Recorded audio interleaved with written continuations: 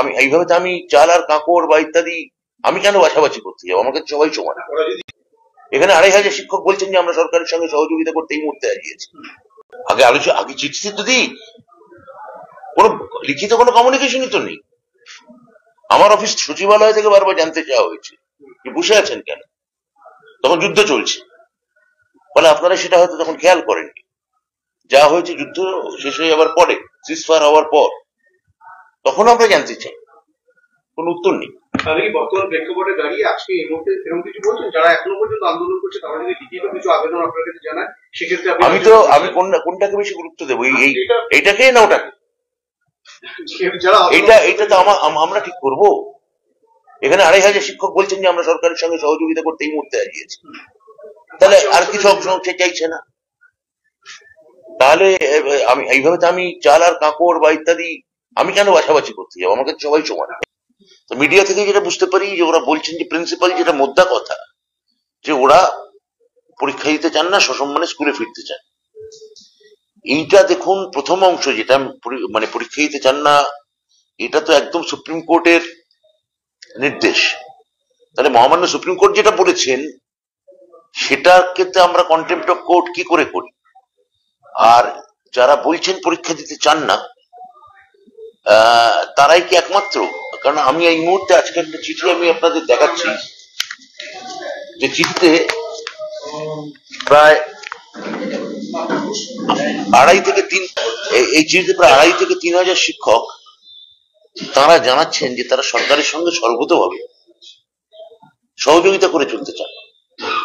সরকার যে আইনি পদক্ষেপগুলো নিচ্ছেন বা তাদের পুনর্বাসন বা পুনর্ব্যবস্থার জন্য যে পদক্ষেপগুলো নিচ্ছেন তার সঙ্গে তারা সহমত পোষণ করে। আমি এই চিঠিটি আপনাদের হাতে একটা কপি তুলে দিতে চাই, আপনারা যদি আমাকে ফটোকপি করে দিয়ে দেন এটা ভালো হয়। অর্থাৎ যারা ওখানে বসে আছেন তারা একটা অচলাবস্থা করার জন্যই বসে আছেন, কিন্তু সেটা কাঙ্ক্ষিত নয়, সেটা বাঞ্ছনীয় নয়। যে সরকার, এটা হচ্ছে প্রথম পার্ট, পরীক্ষা দেব না। আর দ্বিতীয় পার্ট হচ্ছে যে পরীক্ষা দেব না, এবং দ্বিতীয় অংশ হচ্ছে সসম্মানে ফেরান। তা সেটার জন্য তো যত আইনি রিভিউ পিটিশন, আইনি পরামর্শ নেওয়া, ওদের বক্তব্য আমাদের মধ্যে ইনকর্পোরেট করা, ওদের স্কুলের মাইনে সুনিশ্চিত করা, ওরা যাতে স্কুলে কোনো রকম কোনো সমস্যা বা অসুবিধা না পড়েন সেটাকে দেখা, এই সমস্ত পদক্ষেপগুলো তো আমরা নিয়েছি। আমরা ওনাদের মূল যে সমস্যা তার সঙ্গে আমি আমার মাননীয় মুখ্যমন্ত্রী, আমার সরকার গভীরভাবে তাদের সঙ্গে সহানুভূতি সম্পন্ন।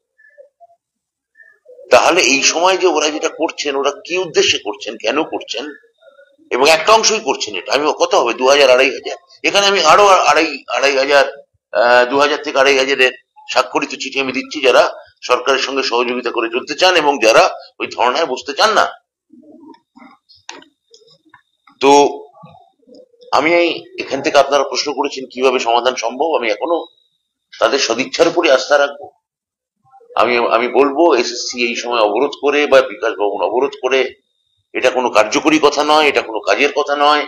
সরকারি যারা আধিকারিক, সরকারি এসএসসি যারা আধিকারিক, বোর্ডের যারা আধিকারিক, তাদের কাজ করতে দেয়া হোক। তারা কাজ না করলে আখেরে কন্টেম্প্ট অফ কোর্ট যদি হতে হয়, মাথায় রাখতে হবে সেটাকে অন্য একটা সরকার হবে না, তারাও হবেন। সেটা তাদের ভবিষ্যতের জন্য খুব একটা সমীচীন এবং বাঞ্ছনীয় নয়।